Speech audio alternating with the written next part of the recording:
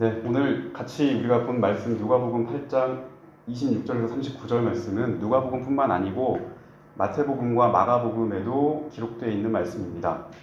그런데 특이하게도 예수님께서 여러 가지 치유를 하시고 기적을 베푸셨는데 오늘 우리가 함께 읽은 이 말씀이 다른 본문보다 유독 분량이 깁니다. 분량이 그만큼 길다, 이 말은 이 사건이 굉장히 중요하다는 뜻입니다. 각 복음서마다 강조하는 부분이 조금씩 다릅니다. 마가복음 같은 경우를 보면 이 군대 귀신 들린 사람에 대한 본문을 20절에 할애를 하는데요. 20절 정도 이 본문을 통해서 무엇을 강조하고자 했느냐, 세상의 권세보다 더 강력한 하나님 아들의 권세, 군대의 권세보다 더 강력한 하나님 아들의 권세를 강조하는 그런 측면이 있습니다. 마가복음은 이 세상을 구하기 위해서 오신 메시아 예수님께서, 그 그리스도께서 이 세상의 왕과 통치자보다 더 강한 권세와 능력을 가진 분이라는 이거를 보이려고 하는데 강세를 찍습니다.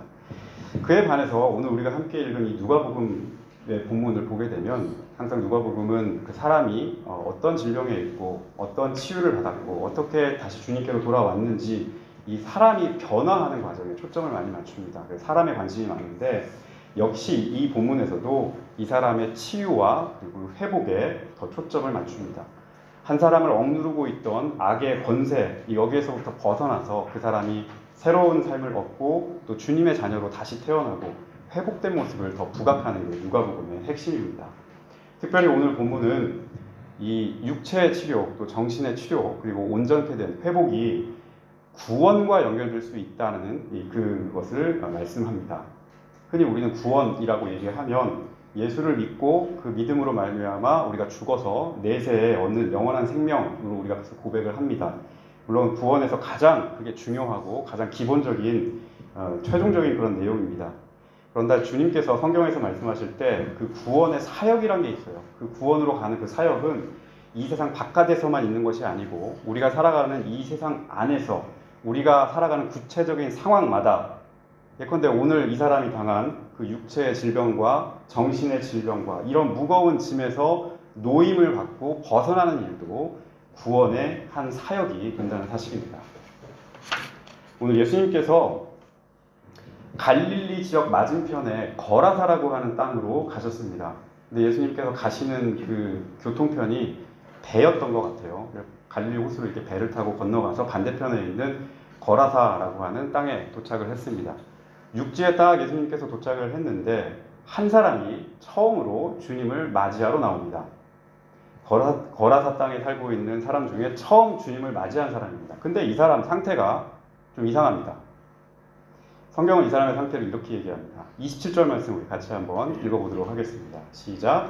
예수께서 육지에 내리신 일침에 그 도시 사람으로서 귀신 들린 자 하나가 예수를 만나니 그 사람은 오래 옷을 입지 아니하며 집에 거하지도 아니하고 무덤 사이에 거하는 자라.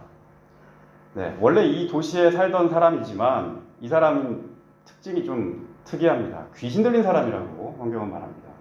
귀신이 들렸다는 말은 쉽게 말해서 이 사람이 가지고 있는 정신이 좀 자기 정신이 아니었다라고 말할 수 있겠습니다. 한마디로 정신에 문제가 좀 있는 사람이었습니다. 무슨 일 때문에 이 사람이 이렇게 정신이 힘든지, 정신의 어려움을 겪는지는 잘 모르겠습니다만 이 사람은 아마도 이 지역에 있는 사람들과 어울려 살고 더불어 살기에 좀 힘든 그런 상태였던 것 같습니다. 또 말씀을 보니까 이 사람의 외형을 말하는데요. 옷을 입고 있지 않았다라고 그렇게 말을 합니다. 뭐 자연에 이렇게 홀로 거하는 자연주의자 같이 그런 사람으로 사는 사람은 아닌 것 같은데 자신의 온몸을 다 드러내고 사람들 앞에서 그렇게 사는 모습이라면 분명 이 사람 정신적으로 좀 뭔가 약한 구석이 있는 사람이죠. 오늘 말씀에 보면 이 사람은 귀신의 권세가 이 사람을 억압하고 있다. 귀신의 권세에 영혼이 억눌려 있는 그런 사람인 것을 볼 수 있습니다. 근데 그 억눌려 있는 힘이 너무 세다 보니까 도무지 거기에서 스스로 빠져나올 수 없는 그런 사람, 바로 영에 문제가 있는 영적인 어려움을 겪고 있는 그런 사람인 것을 볼 수 있습니다. 또 그 다음에 보면 집에 거하지 않고 무덤 사이에 거했다라고 이렇게 말씀합니다. 우리 집이란 우리가 함께 거할 수 있는 사회적인 가장 기초 공간입니다. 상대와 유대감을 맺으면서 살아가는 곳이 우리 집이죠. 편안하게 정착하고 뿌리를 내리면서 살아갈 수 있는 곳입니다. 집에서 살아갈 때 우리는 기쁨을 맛보게 되고 우리의 생명을 맛보게 되고 삶을 누리게 되는 겁니다. 환영받고 초청받고 또 웃고 즐기고 오고 가는 그런 관계가 형성되면서 생명의 기운이 샘솟는 곳이 바로 집입니다. 그런데 반대로 무덤이란 뭘까요? 무덤은 사람들이 꺼리는 곳이죠. 별로 가고 싶어 하지 않는 곳, 죽음의 냄새가 나는 곳, 불결한 곳, 저주받은 곳, 그런 부정적인 이미지로 가득한 곳입니다. 이 사람이 집에 거하지 않고 무덤 사이에 거했다라고 하는 말은 사회적으로는 이 사람 주변에 있는 가족이라든지 공동체, 마을에서 철저하게 끊어져서 소외된 사람이라는 얘기고요. 영적으로는 죽음의 권세를 벗어나지 못한 사람이다라고 그렇게 볼 수 있습니다. 몸은 아프고 정신은 약하고 이웃에게, 가족에게, 주변 사람들에게 버림을 받았습니다. 질병과 배제, 이 두 가지 권세가 이 사람을 이중으로 누르고 있는 겁니다. 그랬던 사람이 예수님을 가장 먼저 맞이하러 나왔습니다. 그런데 이 사람은 원래 예수님을 알았던 사람도 아닌 것 같고요. 예수님께 어떤 특별한 내가 바람이 있어서, 원함이 있어서 그분 앞에 나왔던 사람도 아닌 것 같습니다. 성경에는 이 사람이 간절히 병이 낫기를 바라서 주님을 찾았다 이런 구절이 없어요. 그냥 이 사람이 나왔다라고만 그렇게 기록되어 있습니다. 오히려 거꾸로 예수님께서 이 사람을 먼저 불러내셨습니다. 예수님께서 먼저 이 사람을 멀리에서부터 만나기 전에 이미 그 사람을 보셨습니다. 주님께서 이미 그의 상태를 확인하셨고 그를 괴롭히는 문제의 뿌리가 무엇인지를 봤고 그리고 그것을 적극적으로 주님께서 뿌리 뽑아내려고 이 사람을 부르셨던 거죠. 예수님께서 수많은 그 거라사 지방의 사람 가운데 그 한 사람에 주목하시고 그 사람의 상태를 보시고 그 사람의 문제를 먼저 나서서 해결해 주시기로 작정하셨던 겁니다. 그래서 그 사람이 가장 먼저 주님 앞에 나오게 된 겁니다. 29절 말씀 앞부분만 한번 먼저 같이 한번 읽어보겠습니다. 29절 시작. 이는 예수께서 이미 더러운 귀신을 명하사 그 사람에게서 나오라 하셨습니다. 배를 건너 타고 이 호수를 건너가는 와중에 미리 보시고 그곳에 있는 그 사람에게 주님의 권능이 먼저 갔던 겁니다.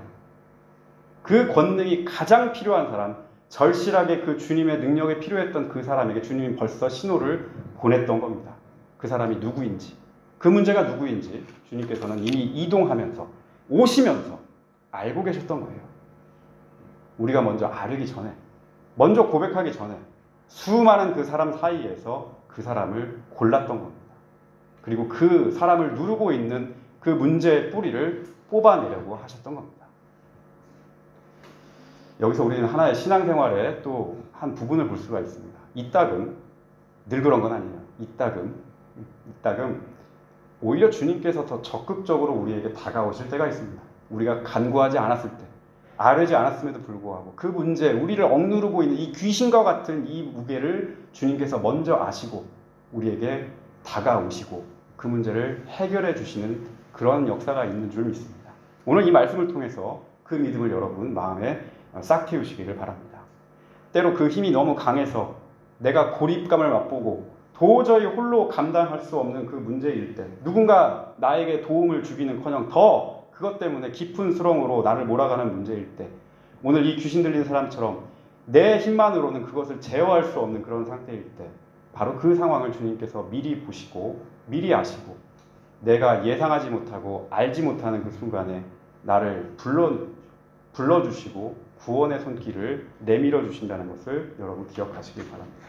저는 성도 여러분의 각자의 삶에도 이러한 역사가 한 번쯤은 다 일어나기를 소망합니다. 나도 모르는 사이에 내가 기대하지 않았던 그런 사이에 그러나 주님께서는 그 문제의 뿌리를 아시고 핵심을 아시고 근원을 아시고 무엇 때문에 그런 줄 아시고 도와줄게, 뽑아줄게, 해결해줄게 라고 그렇게 다가오는 주님을 다 만날 수 있기를 바랍니다.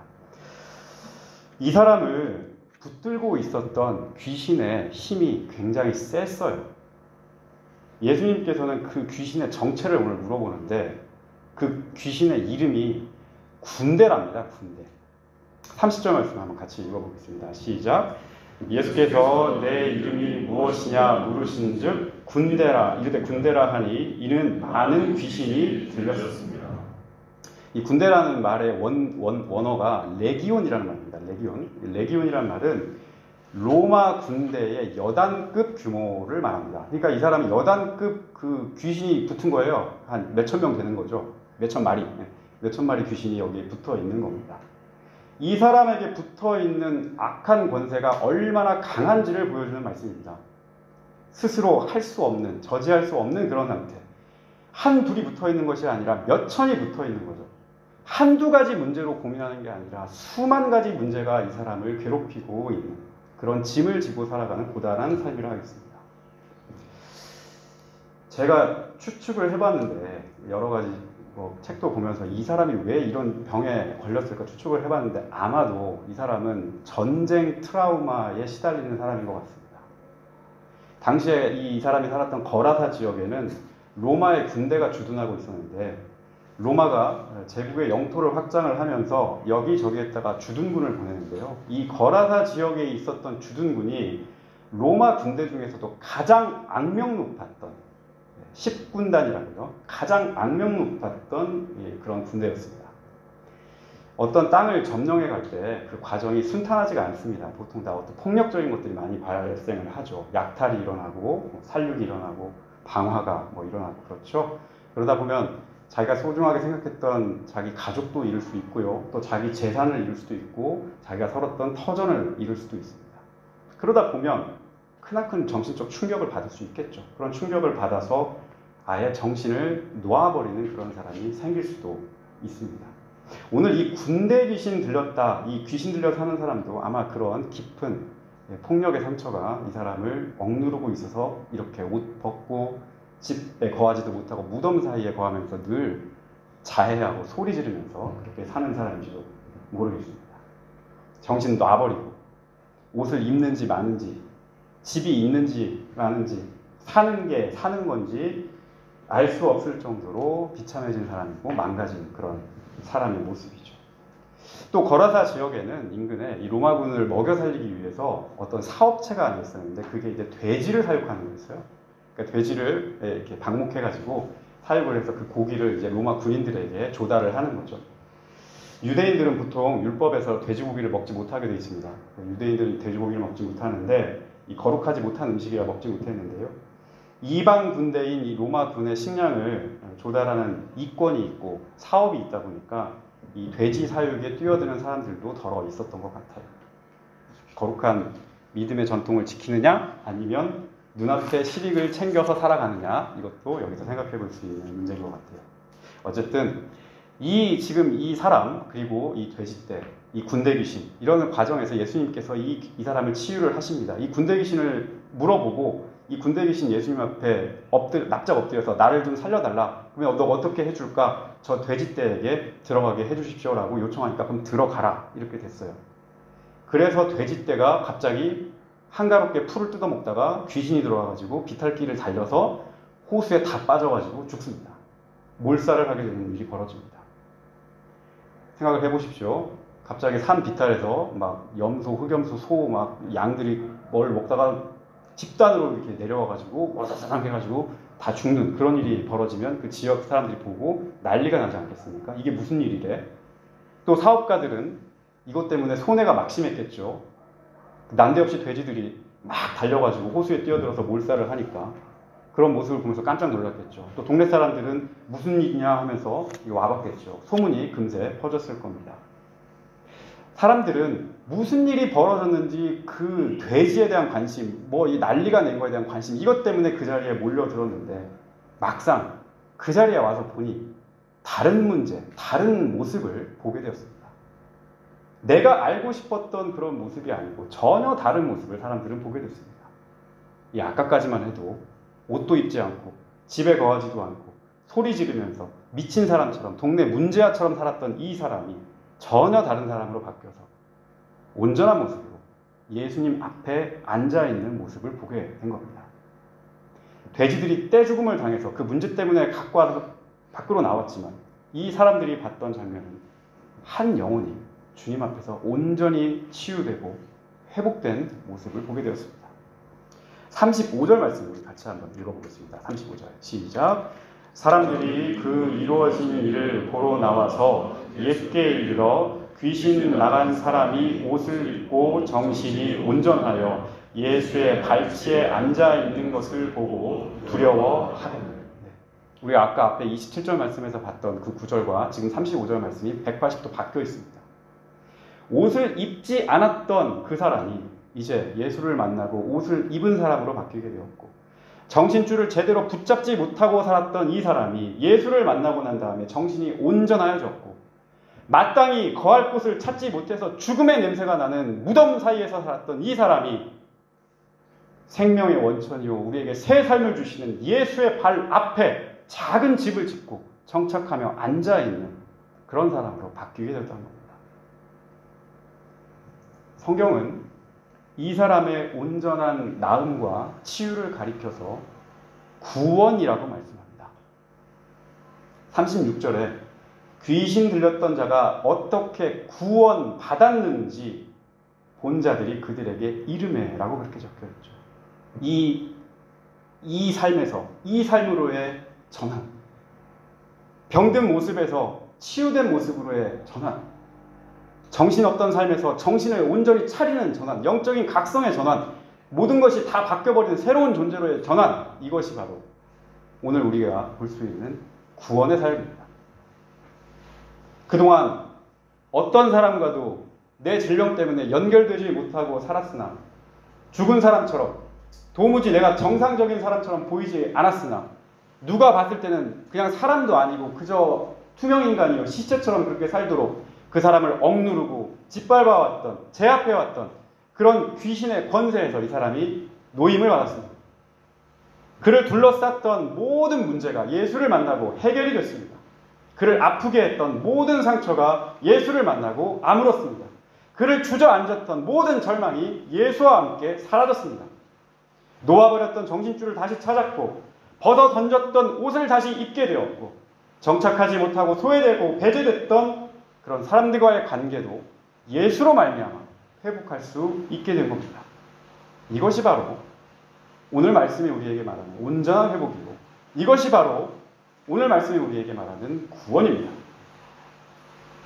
성경에는 이렇게 억압되어 있다가 눌려 있다가 노임을 받게 되는 이런 일을 구원으로 이야기하는 사건들이 참 많습니다. 대표적인 게 출애굽입니다.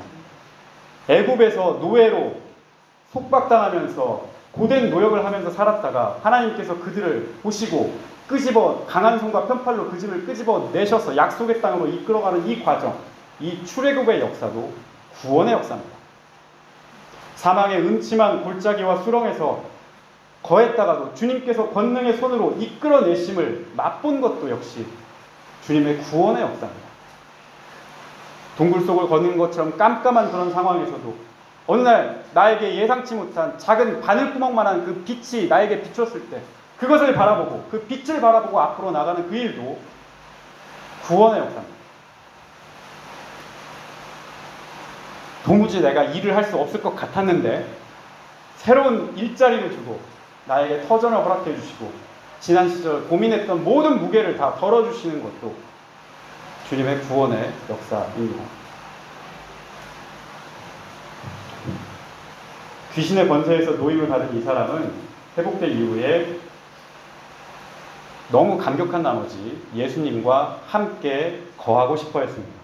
기꺼이 내가 주님을 따라가겠습니다 라고 주님과 함께 있고 싶어 했습니다. 하지만 주님께서는 이 사람에게 다른 사명을 부여하셨습니다. 주님은 이 사람에게 그래 나를 따라오너라, 내가 너를 사람 낚는 머로 삼아주겠다 이렇게 말씀하지 않으시고, 지금 여기에서 너에게 하나님께서 어떻게 행하셨는지를 다른 이들에게 전파하라 라고 말씀하셨습니다. 전파의 사명을 이 사람에게 부여하셨습니다. 내게 주셨던 주님의 은총이 얼마나 컸는지, 주께서 나를 기가 막힌 반전으로 역전으로 도우셨던 그 은혜가 얼마나 감사한지, 그것을 네가 서 있는 자리에서, 너의 도시에서, 너의 가정에서, 너의 일터에서 네가 발 딛고 있는 그 자리에서 만나는 사람마다 증거하라, 전하라, 하나님 역사의 증인이 되어라 라고 사명을 부어주셨습니다. 우리 사랑하는 성도 여러분, 주님께 치유받은 자는 또한 구원받은 자입니다. 그리고 구원받은 자는 내게 큰 일을 행하신 그 주님의 역사를 전하는 자입니다. 오늘 예수님께서는 이 귀신 들린 사람의 깊은 고통에 먼저 주목하셨습니다. 그가 주님을 찾지 않았음에도 불구하고 수많은 사람 가운데 그를 먼저 보셨고 그의 문제를 꿰뚫어 보셨고 그 문제를 뿌리까지 뽑아내셨고 그 문제를 악화하고 부풀리는 그리고 살찌우는 양식으로 쓰이는 이 돼지와 같은 주변 문제까지도 해결해 주셨습니다.